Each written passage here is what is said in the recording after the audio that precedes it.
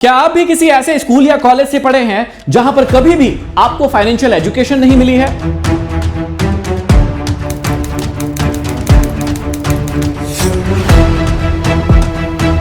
आपको कभी नहीं सिखाया गया कि जीरो से लेकर पैसे कमाने की शुरुआत कैसे करनी है, पैसों से पैसा कैसे बनाया जाता है और जीवन में फाइनेंशियल फ्रीडम तक कैसे पहुंचा जाता है। तो आज के इस मास्टर क्लास में हम सीखेंगे वो फाइनेंशियल नॉलेज जो आपको स्कूल और कॉलेज में सिखाया जाना था और जिसकी वजह से आज भी आप पैसों को लेकर परेशान हैं। हम आज सीखेंगे पैसे कमाने से लेकर खर्च कैसे करते हैं और पैसे बचाने से लेकर ग्रो कैसे करते हैं। सब कुछ हम जानेंगे अमीर लोगों के वो सीक्रेट जो वो चाहते हैं कि किसी को नहीं पता चले, और आज आप बनेंगे पर्सनल फाइनेंस के एक्सपर्ट। तो चलिए इस मास्टर क्लास को शुरू करते हैं। एक छोटी सी रिक्वेस्ट है कि अगर आपके पास समय नहीं है तो इस वीडियो को कहीं सेव कर लीजिए या व्हाट्सएप पर अपने आप को शेयर करके रख लीजिए ताकि ये महत्वपूर्ण वीडियो आपसे कहीं खो ना जाए। तो देखिए, सबसे पहले हमको स्टेप बाय स्टेप सीखना है, समझना है। एक डायरी और एक पेन लेकर भी बैठ सकते हैं ताकि आपको पूरी चीजें अच्छे से समझ में आए। पर्सनल फाइनेंस जब भी आपको समझना है तो सबसे पहला जो क्वेश्चन आता है और सबसे जरूरी क्वेश्चन है कि पैसा एक्चुअल में है क्या। कई लोगों को लगता है कि पैसा जो है वो एक नोट है, एक कागज का टुकड़ा है या कोई सिक्का है या बैंक में जो राशि रखी हुई है वो पैसा है। एक्चुअल में वो पैसा नहीं है। पैसा जो है वो तीन चीजें हैं, आपको सबसे पहले यही समझना पड़ेगा। कई लोगों को लगता है कि मुझे तो पता है पैसा क्या है, एक्चुअल में आपको नहीं पता है। देखिए, सबसे पहला आपको समझना पड़ेगा कि पैसा जो है एनर्जी है। अब आप कहेंगे एनर्जी कैसे है? देखिए, हमारी बॉडी में एनर्जी है। जब आप बाइक खरीदते हैं तो उसके अंदर आप पेट्रोल डलाते हैं, वो पेट्रोल भी अपने आप में एनर्जी है। वो जो गैस की टंकी आपके घर रखी है जिससे आप खाना पकाते हैं, मम्मी खाना पकाती है, वो भी एनर्जी है। तो समझिएगा, ये जो पैसा है ना वो भी अपने आप में एक एनर्जी ही है। हम क्या करते हैं, हमारा टाइम, समझिएगा, हमारा टाइम और ये बॉडी लगाकर हम क्या कमाते हैं, मनी, जिसको आप पैसा भी कहते हैं। अब आपने अपना टाइम और बॉडी लगाया तो इस टाइम और इस बॉडी के अंदर क्या है, एनर्जी है। और उस एनर्जी से, मतलब इस टाइम और इस बॉडी की एनर्जी से आपने क्या कमाई, मनी, मतलब पैसा। अब मान लीजिए किसी व्यक्ति ने इस टाइम और इस बॉडी को लगाकर एनर्जी कमाई, इस 1 करोड़ रुपए को हम एनर्जी मान रहे हैं।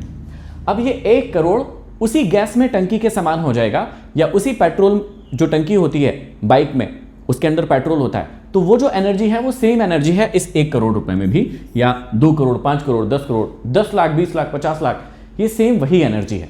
ये क्या करेगी, जैसे आपके पास गैस टंकी में गैस रखी हुई है, उससे आप कभी भी खाना पका सकते हैं, अपने मन मर्जी के अनुसार उसको चला सकते हैं। सेम अगर आपकी गाड़ी में पेट्रोल है तो आप कहीं पर भी जा सकते हैं, पेट्रोल खत्म आप नहीं जा पाएंगे। सेम ऐसे ही मनी जो है, पैसा जो है, वो भी एनर्जी है जो आपने टाइम और एफर्ट लगाया है, अपनी बॉडी यूज की है, अपनी बॉडी की ताकत या एनर्जी यूज की है, तो आपने इसको एनर्जी का रूप दिया। तो सबसे पहले पैसा क्या होती है, एनर्जी होती है जो आपको भविष्य में काम आएगी। अब भविष्य में अगर आपने एनर्जी कमा ली, मान लीजिए किसी व्यक्ति के पास आज 1 करोड़, 5 करोड़, 10 करोड़ रुपए है, तो वो फाइनेंशियली फ्री है। वो अपनी एनर्जी को किस प्रकार से यूज करना चाहता है, कितने दिनों तक यूज करना चाहता है, वो उस पर डिपेंड करेगा। अब कोई व्यक्ति 120, 150 की स्पीड पर कार चलाएगा या बाइक चलाएगा तो क्या होगा, उसकी एनर्जी जल्दी जल्दी खत्म होगी। लेकिन अगर कोई व्यक्ति आराम से 30, 40, 50, 60 के एवरेज पर गाड़ी चलाता है तो उसकी एनर्जी ज्यादा लंबे समय तक चलेगी, उसका एवरेज ज्यादा होगा। तो इस बात को समझना है आपको कि पैसा जो है आपकी एनर्जी है जो आप अपना टाइम और बॉडी जो है वो लगाकर यूज करते हैं। सेकंड जो है पैसा है एक्सचेंज का माध्यम है। ठीक है, आप क्या करते हैं, पहले आपको पता है बहुत अच्छे से कि पहले अगर आप लोगों को गाय चाहिए तो आपके पास भैंस होना था या सामने वाले को जो चीज़ चाहिए थी वो होना था। इसको ही बोलते थे, क्या बोलते थे इसको, बार्टर सिस्टम, एक चीज़ दो दूसरी चीज़ लो। लेकिन आजकल ये नहीं चलता। तो दूसरा मनी क्या है, वो है मीडियम ऑफ एक्सचेंज, कि आप आपस में आदान प्रदान करते हैं। दूसरा हो गया मीडियम ऑफ एक्सचेंज। तीसरा क्या है, तीसरा जो है सबसे इंपॉर्टेंट है, पैसा है ट्रस्ट, विश्वास।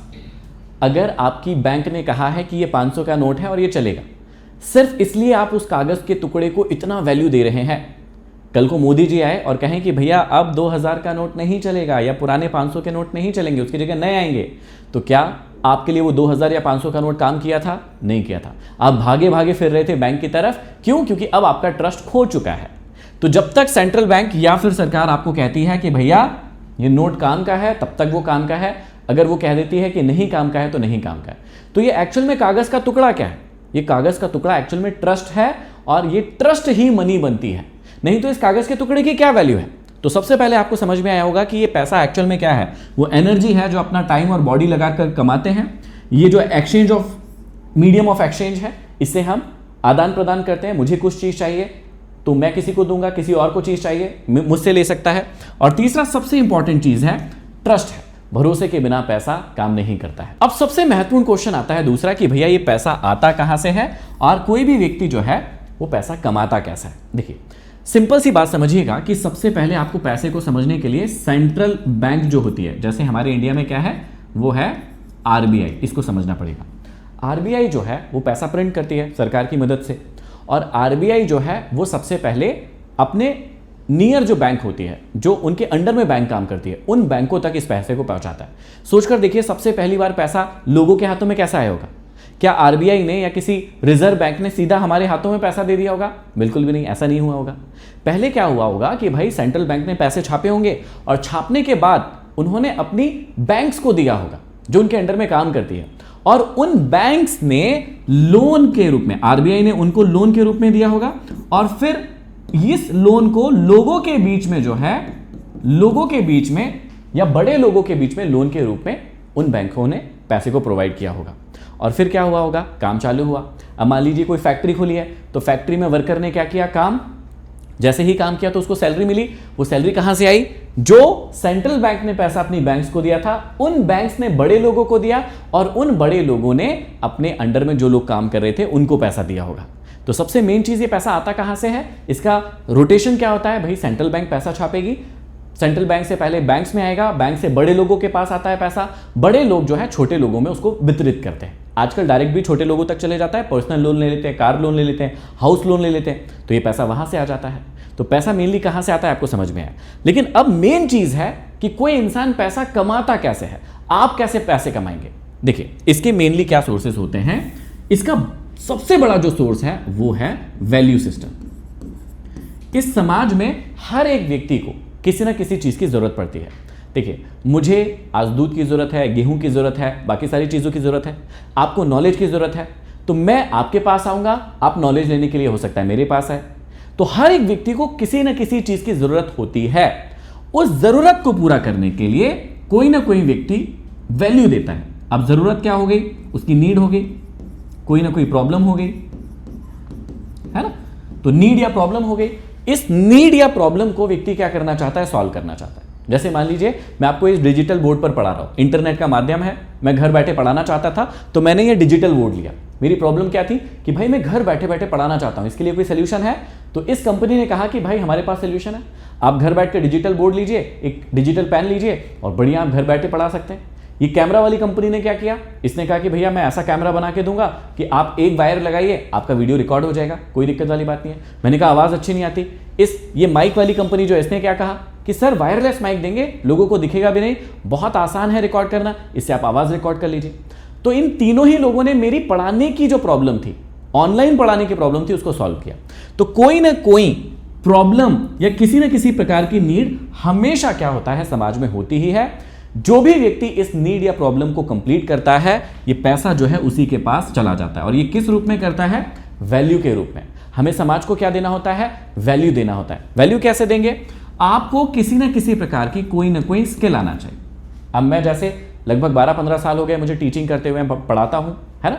तो पढ़ाता हूं, ये क्या कर रहा हूं, मैं समाज को कोई ना कोई वैल्यू दे रहा हूं, अपनी स्किल के थ्रू दे रहा हूं। अगर आपको वीडियो एडिटिंग आती है वो भी एक स्किल है, अगर आपको स्क्रिप्ट राइटिंग आती है वो भी स्किल है, आपको बिजनेस करना आता है, कोई चीज आप बेच सकते हैं, सेल कर सकते हैं, मार्केटिंग कर सकते हैं किसी प्रोडक्ट की, किसी के लिए कस्टमर ला सकते हैं, ये सारी की सारी स्किल्स होती है। क्या आप किसी का इलाज कर सकते हैं? डॉक्टर बन सकते हैं। क्या आप कोई नई बिल्डिंग बना सकते हैं? इंजीनियर बन सकते हैं। तो ये सारी की सारी स्किल्स होती है।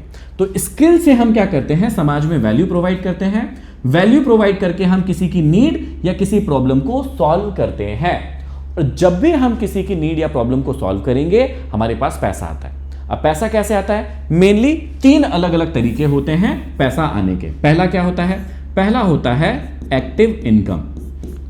मैं कहीं पर क्लासेस लेने जा रहा हूं, वहां से मुझे कुछ पैसा मिल रहा है, इसको कहते हैं एक्टिव इनकम। मतलब उसके लिए मुझे एक्टिवली काम करना पड़ रहा है, अगर मैं नहीं करूंगा तो पैसा नहीं आएगा।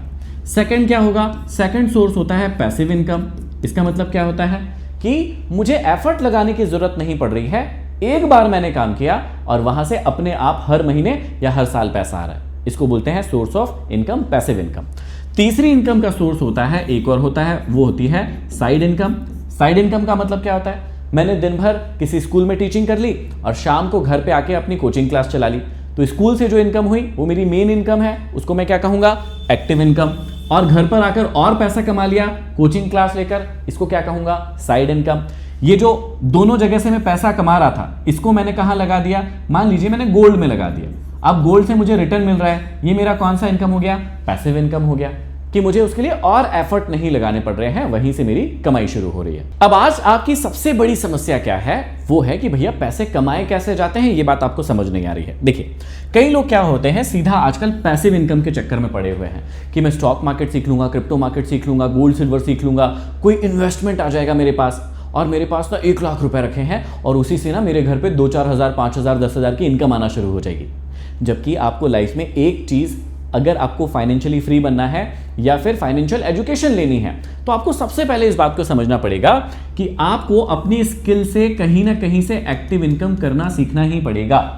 जीवन आपका एक्टिव इनकम से ही शुरू होगा, वहीं से कमाई शुरू होगी, उसी को आप सेव करके उसी पैसे को काम पर लगाएंगे, जिसे कहते हैं फिर पावर ऑफ कंपाउंडिंग। लेकिन पावर ऑफ कंपाउंडिंग के लिए आपको पैसा चाहिए, तब वो कंपाउंड होगा। और वो पैसा जो चाहिए वो कहां से आएगा?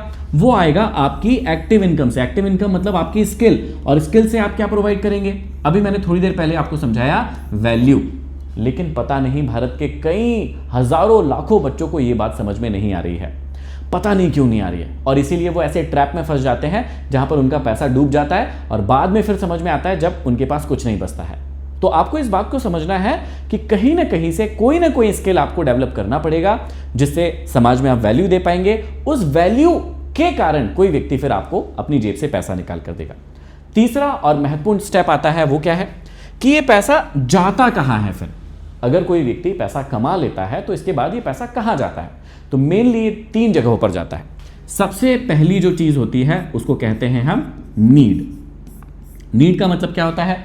ऐसी जरूरी चीजें जो आपको डेली लाइफ में चाहिए ही चाहिए। जैसे आपको भाई खाना चाहिए ही चाहिए, बिजली आपको चाहिए ही चाहिए, मोबाइल का रिचार्ज आपको चाहिए ही चाहिए, आज इनके बिना जीवन अधूरा है।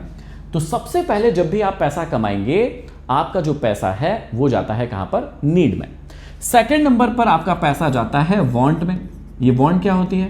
भाई आपको कभी कभी बाहर खाने का भी मन करेगा, मान लीजिए आपका पिज्जा खाने का मन किया, ये हो गई आपकी वांट।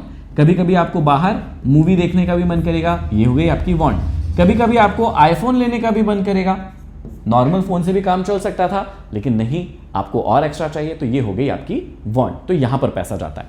और तीसरा और सबसे इंपॉर्टेंट चीज जहां पर पैसा जाना चाहिए, और वो हो गई सेविंग। ठीक है, 3 जगह हैं जहां पर पैसा जाता है कि पहला आपका नीड, बेसिक जरूरतें होती है पूरी, उसके बाद आपकी वांट पूरी होती है, जहां पर आपकी कुछ अलग से इच्छाएं होती है करने की, जरूरी नहीं है लेकिन आपका मन कर रहा है, और जो बाकी पैसा है उसको आप कहते हैं सेविंग या बचत कहते हैं। अब आती है चौथी और बहुत महत्वपूर्ण स्टेप, जो कि फाइनेंशियल एजुकेशन की सबसे महत्वपूर्ण स्टेप है। क्या है वो? कि यहां पर आपकी नीड और वांट में पूरे पैसे खर्च हो जाते हैं और लास्ट में जाके आप सोचते हैं सेविंग के बारे में। चौथी स्टेप क्या है? चौथी स्टेप है कि भाई पैसा बचते कैसा है या बचाते कैसे हैं। कई लोग जो है वो शुरुआत में ही ऐसे कुछ काम कर लेते हैं जिससे उनका पैसा नहीं बचता है, या तो वो नीड बढ़ा लेते हैं या अपनी वांट को बहुत ज्यादा बढ़ा लेते हैं, और इसी कारण कभी भी सेव नहीं हो पाता है पैसा। तो सेविंग का गोल्डन रूल क्या है? देखिए मैं आपको समझाता हूं। सेविंग का गोल्डन रूल है कि भाई सबसे पहले आपकी क्या होगी? इनकम। इनकम में से माइनस कर दीजिए सेविंग, और सेविंग के बाद जो पैसा बचेगा उसको कीजिए स्पेंड। इसको मैं एक एग्जांपल से समझाता हूं। मान लीजिए आप 50,000 रुपए कमा रहे हैं, आप जैसे ही 50,000 रुपए आपके पास आते हैं, आप सिंपली इसमें से 10,000 रुपए पहले ही अलग कर लीजिए, और बचा हुआ जो 40,000 रुपए है आप इसको खर्च कीजिए। जबकि लोग क्या करते हैं, जनरली इसका उल्टा फॉर्मूला अपनाते हैं। वो क्या अपनाते हैं? वो अपनाते हैं सबसे पहले इनकम, इनकम में से माइनस करते हैं स्पेंड, और जो बचता है उसको वो कहते हैं सेविंग। लेकिन इस चक्कर में क्या हो रहा है, आपके घर में कभी भी बचत हो ही नहीं पा रही है, या आप जीवन में पैसा कभी बचा ही नहीं पाएंगे।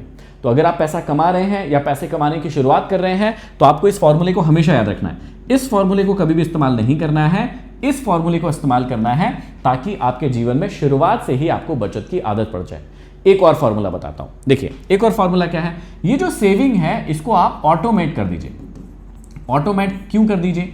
ऑटोमेट करने का मतलब क्या है, पहले वो समझिए। ऑटोमेट करने का मतलब है कि जैसे ही वो पैसा आपके पास आएगा, ऑटोमेटिकली आपको कुछ नहीं करना है, ऑटोमेटिकली वो कहीं पर निवेश हो जाएगा, या कहीं पर उसकी एफडी बन जाएगी, या कहीं पर इस ऐसी जगह पर चला जाएगा जहां पर आपका पैसा ग्रो करेगा। जैसे ईटीएफ हो सकता है, गोल्ड हो सकता है, कोई अच्छा म्यूचुअल फंड हो सकता है, जहां पर आपकी सैलरी आते ही आपको हाथ नहीं लगाना है, अपने आप आपका पैसा निवेश हो जाएगा। तो ऐसा भी कर सकते हैं अपने पैसे को बचाने के लिए। भारत में सबसे बड़ी दिक्कत क्या होती है, मैं आपको समझाता हूं। देखिए भारत में लोग गरीब क्यों हैं, या एक बहुत बड़ी प्रॉब्लम उनकी लाइफ में है, वो क्यों है समझना। उनकी इनकम है 50,000 रुपए, लेकिन वो 60,000 रुपए खर्च करते हैं और फिर -10,000 हर महीने जाते हैं। अब आप मुझसे पूछेंगे कि सर कैसी बातें कर रहे हैं, इनकम है 50,000 रुपए, 60,000 रुपए व्यक्ति कैसे खर्च कर लेगा? बिल्कुल करता है। कैसे करता है? वो लेता है लोन और इस लोन से अपनी जिंदगी को जीता है, और ऐसे एक ट्रैप में फंस जाता है जहां से वो जीवन भर निकल नहीं पाता है। अगर आप फाइनेंशियली फ्री बनना चाहते हैं, फाइनेंशियल एजुकेशन को अच्छे से सीखना चाहते हैं, तो इसमें एक टॉपिक आता है जहां पर आपको इस बात को समझना पड़ेगा कि कभी भी आपको अपनी आय से ज्यादा खर्चा नहीं करना है। अगर आपको वाकई में अपनी लाइफ को हेल्दी लाइफ जीना है, अपने परिवार को एक अच्छी लाइफ देना है, तो अपने आप को एक अच्छी लाइफ देना है, तो नहीं तो क्या होगा, जैसे ही आपकी इनकम शुरू होती है आप अपने खर्चे बढ़ा लेते हैं। खर्चे इतने ज्यादा बढ़ जाते हैं आपके कि आपको लोन लेना पड़ता है, और उस पर आपको ब्याज भी लगता है, और वो ब्याज और लोन जो कैपिटल का अमाउंट था और जो इंटरेस्ट बन रहा है वो इतना बढ़ जाता है एक समय में कि आप मेंटली परेशान रहते हैं फिर उसके चक्कर में। तो शुरुआत से ही फाइनेंशियल एजुकेशन में इस बात को याद रखिएगा कि अगर आपने कमाना शुरू कर दिया है या नहीं कमा रहे, अब कमाने वाले हैं, तो इस टॉपिक को हमेशा याद रखिएगा। जो भी आपकी इनकम है उससे हमेशा कम खर्च कीजिए और कुछ ना कुछ बचाइए। वो बचत जो है वो आपके लिए बहुत हेल्पफुल होगी, आपका मेंटल प्रेशर कम करने के लिए, आपके जीवन को बहुत अच्छे से जीने के लिए। देखिए सोशल मीडिया की रील्स देखकर बहुत आपका भी मन करेगा कि मैं घूमने जाऊं, मैं भी एक नया आईफोन ले लूं, मैं भी ऐसी अपनी फैमिली को लाइफ दूं। बिल्कुल दीजिएगा, लेकिन उसको लोन के पैसे से नहीं देना है, उसको अपने को देना है साइड इनकम कमा के या अपनी इनकम को बढ़ा के। अगर आप 50,000 कमा रहे हैं, आपको यह देखना है कि मैं 70,000 कैसे कमा सकता हूं, 80,000 कैसे कमा सकता हूं, 1 लाख कैसे कमा सकता हूं, अपनी स्किल को इंप्रूव कैसे कर सकता हूं। लेकिन हमको कभी यह गलती नहीं करना है कि भाई मैं 50,000 ही कमा रहा हूं, उधार ले लेके अपनी जिंदगी को जी रहे हैं। थोड़े समय अच्छा लगेगा, लेकिन एक समय के बाद इतनी बुरी स्थिति आ जाएगी आपकी कि आप परेशान रहेंगे। आप में से कितने लोग अभी ऐसी जिंदगी जी रहे हैं जहां पर आप परेशान हैं, मुझे कमेंट बॉक्स में कमेंट करके जरूर बताइएगा, ताकि हम उस टॉपिक पर भी एक डिटेल वीडियो लेकर आए। अब जो पैसा आपने बचा लिया है, देखिए अभी कई लोगों के पास पैसा नहीं बच रहा होगा, लेकिन ये भविष्य के लिए आपको सीख कर रखना है कि यहां पर 50,000 रुपए कमाए, 40,000 रुपए खर्च कर दिए, 10,000 रुपए हर महीने आप बचा रहे हैं। तो इस पैसे का क्या करेंगे, वो है अगली स्टेप। और अगली स्टेप नंबर क्या है, 5। पैसा बढ़ता कैसे है। कई लोग लुटेरों के हाथ में आ जाते हैं, कई लोग चालबाज लोगों के हाथ में आ जाते हैं जो आपके साथ में ट्रिक करते हैं और आपके पैसे को खा जाते हैं। उन्हें पता है कि आपके पास में सेविंग है, कोई दोस्त आएगा, अपनी कोई बहुत बड़ी मजबूरी बताएगा कि प्लीज मुझे 10,000 की जरूरत है, 50,000 की जरूरत है, और आप अपना इतना मेहनत से कमाया हुआ पैसा, बचाया हुआ पैसा उसको देंगे, एक झटके में वो चट कर जाएगा, ना वो आपका कॉल उठाएगा और ना ही वो पैसा आपको वापस देगा। कमेंट बॉक्स में कमेंट करके बताइएगा कितने लोगों के साथ ऐसी चीटिंग हुई है, मुझे कमेंट करके बताइए। अब ध्यान से समझना कि पैसे को ग्रो कैसे करना है। पैसे को ग्रो करने की 4 ही जगहें होती हैं मेनली, उन्हीं 4 जगहों पर पैसा ग्रो होगा। प्लीज इस बात को ध्यान दीजिएगा। सबसे पहला जो पैसा ग्रो होता है वो होता है सेल्फ से। सेल्फ का मतलब क्या होता है, जब आप अपने आप को स्किलफुल बनाते हैं, अपने आप को एजुकेट करते हैं, आप अपने आप को 5x, 10x, 20x, 50x, 100x तक ग्रो कर सकते हैं। अगर आपकी सैलरी 20,000 है, 25,000 है, आप कोई ऐसी स्किल सीख लेते हैं जहां पर जिस चीज़ की ज़रूरत होती है आपको ज़्यादा पे करने लगेगा व्यक्ति। तो सिंपली सबसे पहले अगर आपको कहीं निवेश करना है तो आपको खुद में निवेश करना चाहिए। मैं अपने बारे में बता देता हूँ। एक समय में मैं गैरेज पर काम करता था, वहाँ से मैंने अलग अलग कोर्सेज किए थे, तो उससे मेरे पास स्किल थी टीचिंग की, क्योंकि कई साल मैंने टीचिंग की हुई थी। तो ये स्किल मेरे इतने काम आई कि जीवन में आज मुझे लाइफ कोच और मोटिवेशनल स्पीकर बना दिया, फाइनेंस कोच बना दिया। कैसे बना? क्योंकि मुझे टीचिंग की स्किल आती थी। तो आप अपने आप के बारे में देखिए कि ऐसी कौन सी स्किल है जो आप सीख सकते हैं जिससे आपके अंदर फाइनेंशियली ग्रोथ हो सकती है। तो पहला जो निवेश है आपको अपने ऊपर करना चाहिए। दूसरा जो निवेश है हमेशा गोल्ड के अंदर करना चाहिए, क्योंकि आपकी वेल्थ को प्रोटेक्ट करके रखती है, आपकी वेल्थ को बचा के रखती है। तो दूसरा जो निवेश है वो गोल्ड या सिल्वर में करना चाहिए। तीसरा जो निवेश है आपको प्रॉपर्टी में करना चाहिए। अब इसके लिए थोड़ा सा पैसा ज्यादा लगता है, लेकिन स्टॉक मार्केट में भी ऐसे ऑप्शंस अवेलेबल है जहां पर आप कम पैसों में भी प्रॉपर्टी में निवेश कर सकते हो। अगर आप कहेंगे मैं उसके बारे में डिटेल में वीडियो बना दूंगा, ठीक है। चौथा, आपको निवेश करना चाहिए स्टॉक मार्केट में, और स्टॉक मार्केट में भी डायरेक्ट निवेश मत करिए, डायरेक्ट पैसा मत लगाइए। आप SIP करवाइए उसकी म्यूचुअल फंड में, या फिर ETF जो होते हैं उनके थ्रू आप निवेश कर सकते हैं। अगर इसकी डिटेल क्लास चाहते हैं कमेंट बॉक्स में कमेंट कीजिएगा, मैं डिटेल क्लास बना दूंगा। लेकिन पैसे को ग्रो करने के मेनली 4 ही जगह होती है। पहली होती है सेल्फ, खुद में निवेश कीजिए। दूसरा गोल्ड, तीसरा प्रॉपर्टी, और चौथा स्टॉक मार्केट। लेकिन स्टॉक मार्केट में भी ऑप्शन फ्यूचर नहीं, वहां आपका पूरा का पूरा पैसा बर्बाद हो सकता है। कई चोर लोग आएंगे, आपको कहेंगे कि आप मुझे अपना पैसा दे दीजिए, मैं उसको ग्रो करवा के दे दूंगा, लेकिन वो ग्रो नहीं करवाएंगे, वो उल्टा आपको फंसा देंगे, आपका पैसा लेकर भाग जाएंगे। अब जो लोग अपना पैसा ग्रो नहीं करते हैं वो पहुंच जाते हैं स्टेप नंबर 6 पर कि भाई पैसा खो जाता है उनका। कमाया तो था, बचाने की कोशिश भी की थी, बचा भी लिए थे, लेकिन उसके बाद भी उनके पैसे खो गए। कैसे खोते हैं? सबसे बड़ा जो ट्रैप होता है वो होता है भाई लोन का। क्यों लेते हैं? अक्सर लोग घर का लोन लेते हैं, कार लोन लेते हैं, या दिखावे के लिए लोन लेते हैं। प्लीज आपसे रिक्वेस्ट है, अगर आप फाइनेंशियली एजुकेट होना चाहते हैं तो पहले लोन लेने के पहले बहुत अच्छे से लोन को समझें। अगर आप लोन को भी समझना चाहते हैं अच्छे से, कमेंट बॉक्स में कमेंट कीजिएगा, मैं आपको डिटेल वीडियो बनाकर समझाऊंगा कब लोन लेना चाहिए, कब नहीं लेना चाहिए, क्योंकि लोन भाई सबके बस की बात नहीं है। लोन के ऊपर डिटेल में वीडियो चाहिए, कमेंट बॉक्स में कमेंट करके बताना। आपका जो सबसे ज्यादा पैसा खोता है ना, वो लोन में खोता है। क्यों? क्योंकि भाई आप लेते 1 लाख हो, लेकिन कहां से ले रहे हो, किस पर्पस के लिए ले रहे हो, आपको पता होना चाहिए। यही 1 लाख का आपको 1,20,000, 30,000, 50,000 तक भरना पड़ सकता है। अगर क्रेडिट कार्ड का इस्तेमाल करके आप लोन ले रहे हो तो यहां पर आपको 30 से 40% ब्याज लग सकता है सालाना। मतलब 1 लाख का आपको 1,40,000 तक भी भरना पड़ सकता है। तो प्लीज इस बात को समझिए, आपका पैसा जो सबसे ज्यादा खो सकता है वो है लोन में। ऐसी चीज ना कीजिए। दूसरा जो है आपका सबसे ज्यादा पैसा खोता है गलत लोगों के चक्कर में, पैसे को डबल करने के चक्कर में, मतलब सीधी सी बात में कहूं, लालच के चक्कर में। और आप में से कई लोगों का पैसा खोया भी होगा, कमेंट बॉक्स में कमेंट करके बताइएगा। आजकल स्टॉक मार्केट के नाम पर बहुत सारे फ्रॉड हो रहे हैं कि मैं आपका पैसा दुगना कर दूंगा, 7 दिन में डबल हो जाएगा, 1 महीने में मैं 1.5 गुना कर दूंगा, इतने % के रिटर्न की गारंटी देता हूं। और इस गारंटी शब्द को सुनकर आप में लालच आ जाता है, आप अपना पैसा ग्रो करवाना चाहते हैं, जबकि वो ग्रो नहीं होता, वो खत्म हो जाता है। तीसरा आपका पैसा जो सबसे ज्यादा जाता है वो जाता है आपकी लाइफस्टाइल में। मैंने कई मेरे दोस्तों को भी देखा है और मैंने भी ये महसूस किया है। खैर, मैं तो बहुत ही बिलो मिडिल क्लास जो फैमिली होती है, पुअर क्लास फैमिली जो होती है, उससे बिलोंग करता था। तो मुझे पैसों की बहुत ज़्यादा इज्जत थी क्योंकि हमारे पास पैसे नहीं थे।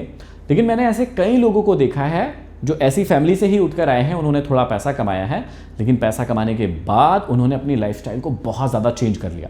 पैसा आते ही नई कार खरीद ली, नया घर बना लिया, लोन पर घर बना लिया, विदेशों की ट्रिप लगाने लगे, महंगी घड़ी, महंगे जूते पहनने लगे। और इसके बाद क्या हुआ? वो बाद में वापस से गरीब बन गए। तो सबसे इंपॉर्टेंट चीज है कि जब भी आप मिडिल क्लास फैमिली से पैसे कमाने की शुरुआत करेंगे, शुरू के 4-5 साल आपको गरीबी वाला जीवन जीना चाहिए। जबकि अगर आप दुनिया के सबसे अमीर आदमियों को देखेंगे तो वो अभी भी नॉर्मल लाइफ ही जीते हैं। अगर आप मार्क जुकरबर्ग को देखेंगे, वो नॉर्मल कपड़े ही पहनते हैं, कोई शोबाजी नहीं होती, कोई शो ऑफ नहीं होता। जब स्टीव जॉब्स जिंदा थे तो उनको अगर आप देखेंगे, वही एक टी शर्ट कलर उनका सेम होता था, जीन्स सेम होती थी, सेम कलर की होती थी, वैसा ही जीवन जीते थे वो। तो look poor is the most important thing. लोग क्या करते हैं, पैसा आने के बाद अपनी लाइफस्टाइल को इतना ज्यादा चेंज कर लेते हैं, इतना ज्यादा बढ़ा लेते हैं कि उन्हें समझ ही नहीं आता। और चौथा और सबसे महत्वपूर्ण है, आपका बहुत ज्यादा पैसा जब आप अमीर बनेंगे तो कौन लेकर जाएगा? वो लेकर जाएगी महंगाई, इन्फ्लेशन जिसको बोलते हैं, और टैक्स। ये दो सबसे बड़े चोर हैं आपकी इनकम के। जब आप 30% की स्लैब से ऊपर बढ़ते हैं और आप बिजनेस कर रहे हैं तो आपको टोटल 48% का टैक्स लगता है। 1 लाख रुपए पर आपको 48,000 रुपए का टैक्स पे करना होता है। अगर आपने 1 करोड़ रुपए कमाए हैं तो लगभग आपको 48 लाख रुपए का टैक्स देना पड़ता है। आपके पास सिर्फ 52 लाख रुपए बचते हैं। तो ये दुर्भाग्य है, खैर उसका कुछ कर नहीं सकते, लेकिन ये महंगाई और टैक्स आपका बहुत सारा पैसा लेकर जाएगी। तो महंगाई और टैक्स को तो आप नहीं रोक सकते, लेकिन लोन, लालच और लाइफस्टाइल को आप कंट्रोल कर सकते हैं, उसको जरूर कंट्रोल कीजिएगा। अब समझिए 7वीं और सबसे महत्वपूर्ण स्टेप जो कि फाइनेंशियल एजुकेशन के लिए बहुत ज्यादा जरूरी है, और रॉबर्ट कियोसाकी ने इसको बहुत अच्छे से समझाया था। आई होप आपको थोड़ी पता हो, थोड़ी मैं समझा देता हूं। आपको जीवन में हमेशा असेट्स बनाना है और लाइबिलिटीज जो है वो नहीं बनाना है। जब भी आप कोई चीज खरीदेंगे तो याद रखिएगा वो या तो असेट्स होगी या लाइबिलिटी होगी। ये क्या होती है, इसको एक प्यारे से एग्जांपल से समझते हैं। देखिए, ये है असेट्स, ये है लाइबिलिटी। असेट्स का मतलब होता है वो चीज जो आपको और चीज बना कर देगी। ठीक है, मान लीजिए पैसा कमा कर देगी। मान लीजिए आपने एक फ्लैट खरीदा जिसको आपने रेंट पर डाला है और आपको वहां से इनकम शुरू होगी, तो ये क्या है? ये आपकी असेट्स है। मान लीजिए आपने एक कार खरीदी जिसको आपने किराए पर लगा दिया है, वो आपको इनकम जनरेट करके दे रही है, ये आपकी असेट्स है। आपने गोल्ड खरीदा है, वहां से आपका रिटर्न बन रहा है, वो आपकी असेट्स है। तो ये सारी की सारी असेट्स होती है। लेकिन अगर आप एक ऐसी चीज खरीद रहे हैं जो आपसे और पैसा मांगती है, देती नहीं है बल्कि उल्टा और मांगती है, वो आपकी लाइबिलिटीज होती है। जैसे मान लीजिए आपने कार खरीदी पर्सनल यूज के लिए, महंगी कार खरीदी, अब हर साल उसको आपको इंश्योरेंस कराना है, आपको पेट्रोल डलवाना है, उसका मेंटेनेंस करवाना है, टायर गए तो टायर डलवाना पड़ेंगे। तो ये क्या कर रही है? ये कार आपको पैसा दे नहीं रही है, उल्टा आपसे पैसे ले रही है। तो ये क्या हो गया? आपके लिए लाइबिलिटीज हो गया। तो अगर आप फाइनेंशियल एजुकेशन सीखना चाहते हैं तो उसमें इस टॉपिक को हमेशा याद रखिएगा। जब भी अपना पैसा कहीं भी लगा रहे हैं, 10 मिनट, 15 मिनट, आधा घंटा अपने आप से इत्मीनान से बैठिएगा, पूछिएगा कि क्या मैं असेट्स खरीद रहा हूं या लाइबिलिटी।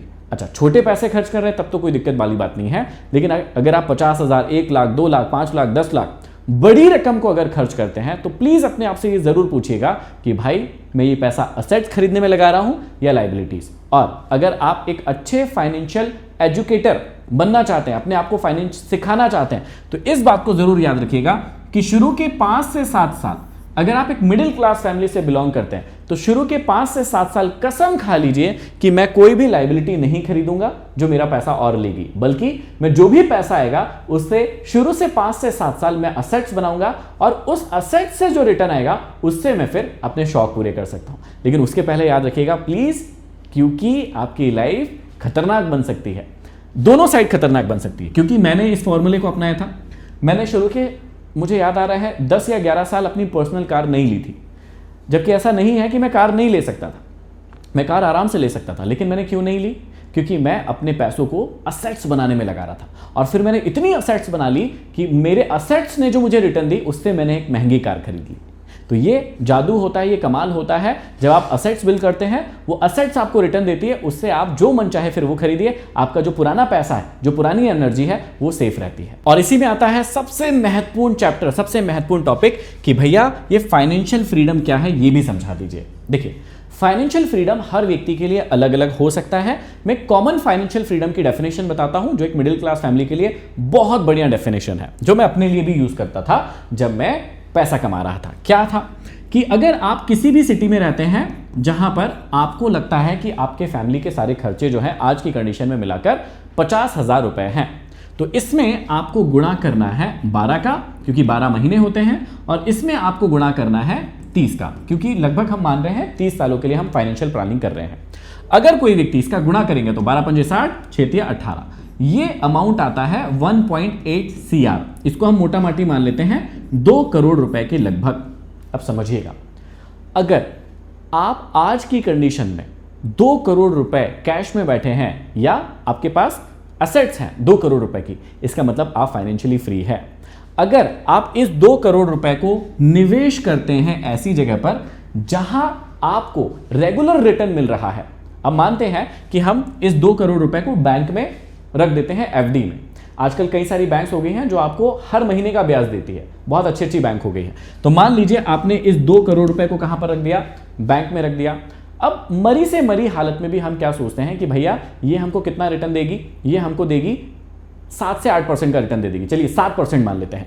तो यहां पर अगर 2 करोड़ रुपए पर आपको 7% सालाना ब्याज भी मिलता है तो 7 दूनी क्या होता है 14। इसका मतलब क्या हो गया, आपको लगभग 14 लाख रुपए का यहां पर क्या मिलेगा, ब्याज मिल जाएगा सालाना। तो अब देखिए अगर आपको साल में 14 लाख रुपए भी मिल रहे हैं तो मंथली लगभग आपको 1 लाख रुपए का यहां पर रिटर्न मिल रहा है। 1 लाख रुपए आपके लिए काफी बड़ी रकम है, काफी इनफ हो सकता है। ये फाइनेंशियल फ्रीडम की डेफिनेशन है। फाइनेंशियल फ्रीडम का मतलब क्या होता है, वो अमाउंट क्रॉस करना जो आपके मंथली एक्सपेंस है।